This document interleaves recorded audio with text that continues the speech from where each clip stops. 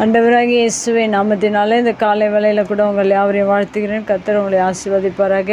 இந்த நாளில் கூட சங்கீத புஸ்தகம் 37ஆம் சங்கீதம் 4ஆம் வசனத்தை வாசித்து தியானிக்கலாம். கர்த்தரிடத்தில் மனம் மகிழ்ச்சியாயிரு, அவர் உன் இருதயத்தின் வேண்டுதலை உனக்கு அருள் செய்வார். மிக அருமையான வேத வசனம். இந்த வேத வசனத்தில் முதல் பகுதியில் கூட கர்த்தரிடத்தில் மன மகிழ்ச்சியாயிரு என்று சொல்லப்பட்டிருக்கா. மெய்யாகவே நம்முடைய வாழ்க்கையில் அநேக துன்பங்கள், வேதனைகள், கஷ்டங்கள் வருகிறது. ஆனால் அந்த நேரங்களில் நாம் கர்த்தரிடத்தில் மனம் கசந்து கொள்ளுகிறோம்.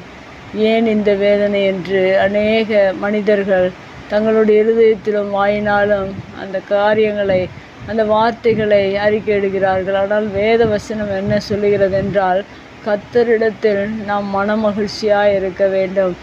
இப்படிப்பட்ட சூழ்நிலையில் துன்பங்கள், வேதனைகள் வரும்போது தேவனிடத்தில் நாம் மனம் கசந்து கொள்ளாதபடிக்கு நாம் மகிழ்ச்சியாக இருக்க கற்றுக்கொள்ள வேண்டும்.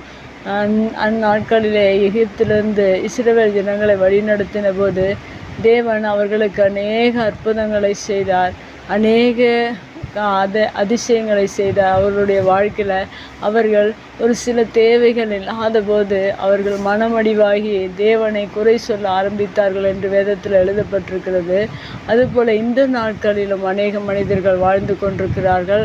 ஆனால் வேதம் சொல்லுகிற இந்த வார்த்தையின் பிரகாரம் நாம் என்ன செய்ய வேண்டும் என்றால், கர்த்தரிடத்தில் மன மகிழ்ச்சியாக இருக்க வேண்டும். எல்லா நேரங்களிலும் துன்பமோ, துயரமோ, உயர்வோ, தாழ்வோ, எல்லா நேரங்களிலும் நாம் மன மகிழ்ச்சியாக இருக்க கற்றுக்கொள்ள வேண்டும். அதை நாம் வேதத்தில் பவுலிடத்தில் கற்றுக்கொள்ள முடியும். எல்லா சூழ்நிலையிலும் கிறிஸ்துவின் அன்பை விட்டு பிரிக்க முடியாது என்று அவர் மன மகிழ்ச்சியாய் இருந்துதான் அந்த வார்த்தையை வேதத்தில் எழுதியிருக்கிறார்.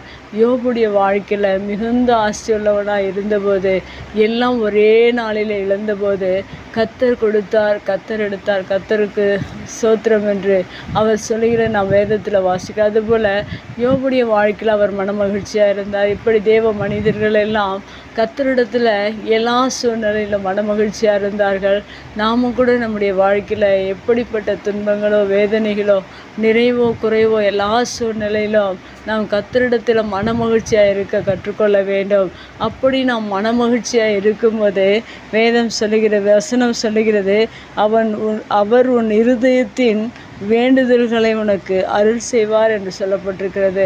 நாம் அப்படி மகிழ்ச்சியாக இருக்கும்போது, எல்லா சூழ்நிலைகளிலும் மகிழ்ச்சியாக இருக்கும்போது தேவன் நம்முடைய இருதயத்தில் நாம் எதை தேவனிடத்தில் எதிர்பார்க்கிறோமோ, எந்த காரியத்துக்காக நீங்கள் செபிக்கிறீர்களோ, வேண்டுதல் செய்கிறீர்களோ, எல்லாவற்றையும் தேவன் அருள் செய்கிறவராக இருக்கிறார். நம்முடைய ஜெபங்கள் கேட்கப்பட வேண்டும் என்றால் நாம் தேவனிடத்தில் எல்லா நேரங்களிலும், நிறைவான நேரத்திலும், குறைவான நேரத்திலும், எல்லா சூழ்நிலையிலும் கர்த்தரிடத்தில் நாம் மன மகிழ்ச்சியாக இருக்க கற்றுக்கொள்ளும் போது மெய்யாகவே யோபுடைய வாழ்க்கையில் தேவன் இரட்டிப்பான ஆசீர்வாதத்தை கொடுத்தது போல உங்களுடைய வாழ்க்கையிலும் தேவன் இரட்டிப்பான ஆசீர்வாதங்களை அவர் கொடுக்க வல்லவராக இருக்கிறார்.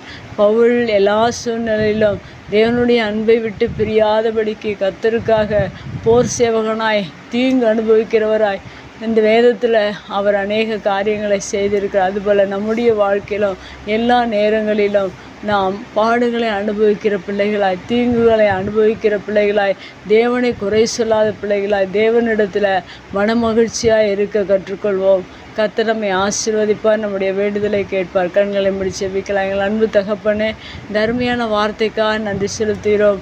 எல்லா சூழ்நிலையிலும் வேத வசனம் சொல்லுகிறபடி நாங்கள் கர்த்தரிடத்தில் மன மகிழ்ச்சியாக இருக்க இந்த வார்த்தையின் மூலம் இந்த புதிய நாளில் எங்களுக்கு கற்றுக் கொடுத்ததற்காக நன்றி. எங்களுடைய ஆவிக்குரிய வாழ்க்கையில் எல்லா சூழ்நிலைகளிலும் இடத்துல நாங்கள் மன மகிழ்ச்சியாக இருந்து எங்களுடைய வேண்டுதல் எல்லாவற்றையும் நீங்கள் அருள் செய்கிறபடினால, எங்களுடைய ஜெபங்களை நீர் ஏற்றுக்கொண்டு பதில் கொடுக்கிறபடினாலும் மக ஸ்தோத்திரம். இந்த வசனத்தை கேட்கிற ஒவ்வொருடைய வாழ்க்கையிலும் நீர் அவர்களுடைய வேண்டுதலை எல்லாம் நீங்கள் நிறைவேற்றி அருள் செய்து நீர் அவர்களுடைய வாழ்க்கையில் ஆசீர்வாதங்களை கட்டளையிடும்படியாக ஜெபிக்கிறோம். அவர்கள் எப்போதும் இடத்துல மனமகிழ்ச்சியாக இருக்க நீர் உதவி செய்வீராக. இயேசுவின் நாமத்தில் ஜெபங்கள் நல்ல பிதாவே, ஆமேன்.